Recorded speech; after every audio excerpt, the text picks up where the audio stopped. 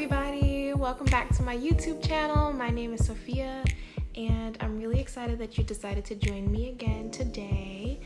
And yeah, so let's get right back into it. First, I want to say thank you to those who are in the healthcare industry right now, who are working, essential workers, those who are working at grocery stores. Thank you for working right now. If you aren't already aware, but we are in a pandemic and COVID-19 is brushing through our nation, and it's a very serious thing. And I just wanted to come on and just say thank you to anybody who may still be working.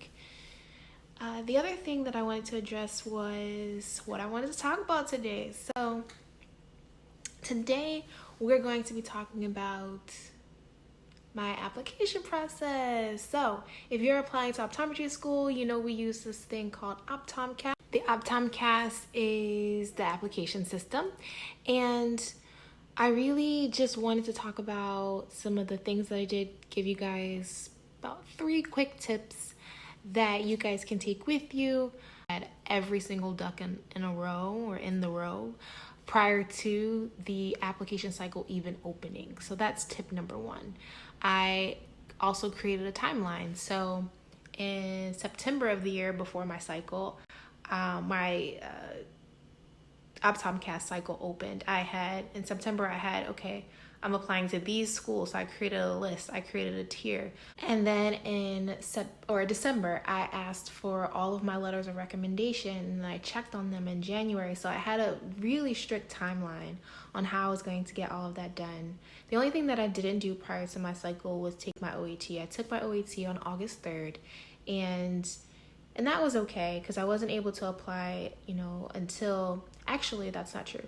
I could have applied right on July 1st when the application cycle opened. I just wouldn't have had the OAT scores in yet, but they can still offer you an interview prior to having your OAT score, so keep that in mind. The other thing that I would advise you to do is to maybe even download the application, even though it's not the cycle that you're going to be applying in. If you actually download that application, input the information, see, that actually helps you because it has this part in the system where you can actually transfer the information from one cycle to another. So that happens literally in a day or 2, sometimes even shorter. They'll send you an email when the information has been transferred. But that's what I did, and that was easiest for me because all of my information was already there. So those 3 things I think will really help you. And not only that, but make sure people edit your prompts, your mission statement, all of the information. If you have to put little blurbs for different things, your achievements, your awards.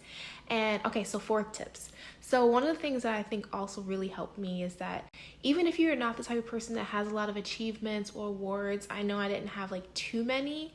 And so I was they give you a lot of slots for it. So I'm oh my gosh, some people might, but again, that's okay. Don't worry. What I did was, I used to work at the Christmas tree shops, and I loved it there because they had so many great deals. If you've ever been to a Christmas tree shop, you know what I mean. That's the place.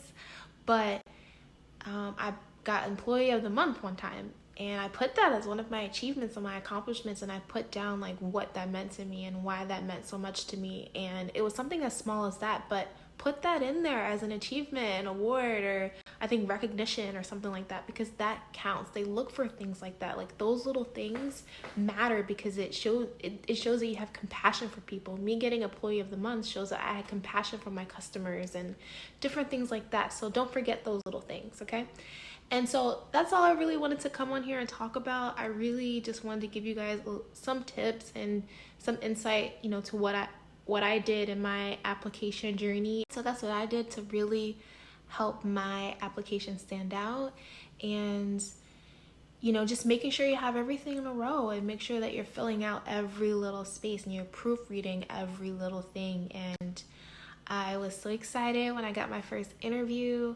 Mind you, I definitely celebrated every step of the way. So when I got my first interview, I celebrated. When I got my first acceptance, I celebrated. And then when I got into my school of choice and really